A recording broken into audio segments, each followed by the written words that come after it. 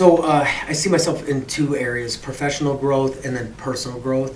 My roots trace back to inner city, East Toledo. To say humble beginnings is very nice way of Putting it nicely, yeah. Yes, very socioeconomically challenged area.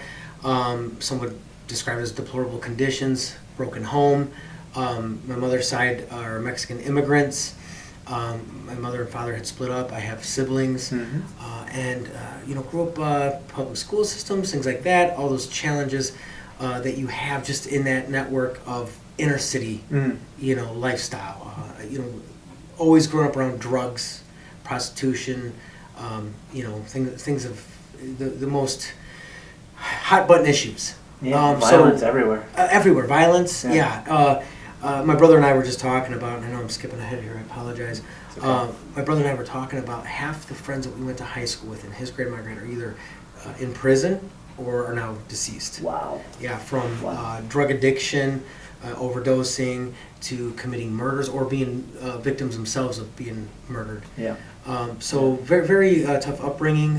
There was, and I don't want to get into too much detail, but there was abuse in my family. Okay. There was, when I say abuse, it covers the majority of the spectrum, to physical, to things like that, and Sure. it was very, very difficult time.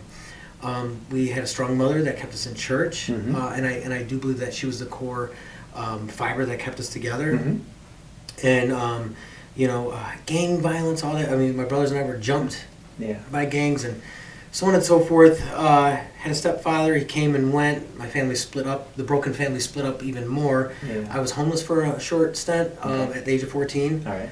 My biological father took me in, put me in, allowed me to live with him. Public school system, went through that. And because of the programs that were developed by the pioneers that understand atrocities like this, or just the challenges, the hurdles, they were able to provide programs. So there was one, it was sponsored by Whirlpool out of Findlay. It was called the Bridge Program. That one literally introduced me, literally kept me alive. Okay. And it kept me off the streets and introduced me to higher education at a young age as a sophomore. It was a program during the summers. And it exposed me to things that I never thought were within my reach and grasp. Right. So that being said, I continued that trajectory to follow those things. We would even have an etiquette class of how to eat soup and things like that, because how to speak to people, interactions, the basic things. So learning that propelled me into decent academics. The way that the system had been laid out, I was able to receive scholarships and grants, and I wasn't, let's just say, an extremely exemplary student.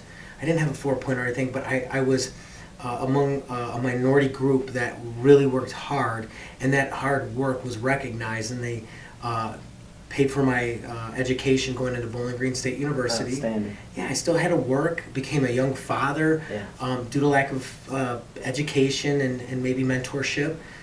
So I had a child under my arm on this side, and a book in this hand, and continued my education.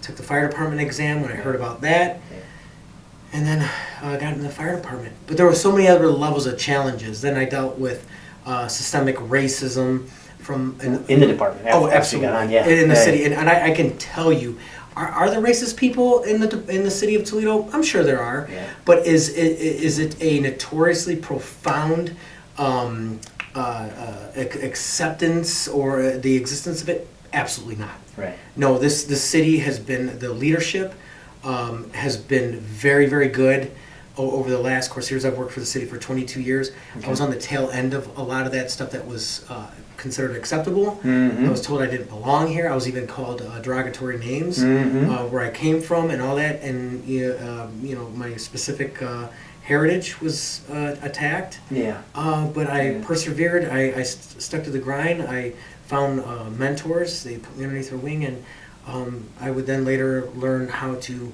master education, finish my degrees, exploring more education even now, and continue to be a mentor to those that were like me. I'm lieutenant, captain, battalion chief, now deputy chief, 4 promotions, scored at the top list.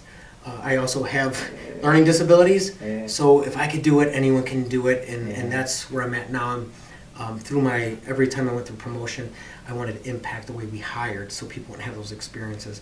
I wanted to impact employee engagement, how we treat each other, things from conflict resolutions to just awards and recognition to boost morale, to training. How are we doing training? Are we all inclusive? Are we speaking the language that we eliminate our implicit biases so we can talk to every group, every gender, and they can understand that they are welcome. Things of that nature. Again, hiring practices, all that. Yeah. It's something that we've helped transform this department and the city because now we absolutely represent the people we serve. Absolutely. And it sounds like you had a lot to do with the amount of transparency involved in this whole system. Everything I do is absolutely transparent. Yeah. You work with HR, the law department, they say what you can do, what you can envision, and I would say almost 100% of the time, so we'll say 99% of the time, you challenge the status quo and you bring this to them. At first people get nervous, and then they say, well, this is the way we've always done things, and you're like, well, what's stopping us from doing this? Is it illegal? Is it? And they say, well, let's give it a try. Right. Once we had that buy-in, and especially with our city administration that we have now, once we had that buy-in, we opened the doorways for so many people. All inclusive, and we're within the confines of what's legal, what's fair, even more so than we ever have been. And now groups that have been traditionally marginalized or overlooked are being included. And we're not talking about just minority groups or women, we're talking about veterans that have selflessly served our country. We increased the age to allow those that have put in 20 years defending our nation are now welcome into our department when at the age of 35 they were told, no, you're too old. Yeah. So we now have the platinum status for hiring veterans. Outstanding. Yeah, it's been an awesome journey. Outstanding. Well, your journey, right? All the troubles that you had growing up, all the challenges you had growing up, those put you in a perfect position to be able to understand what it's like when other people are coming in. Empathy is a big thing and I teach my team that. And Yeah. everybody has adversities in their life, some more than others. But I try to use what has been their most, the hardships that they've experienced, and apply that, and just again apply that word empathy. Yeah. Treat others as you want to be treated.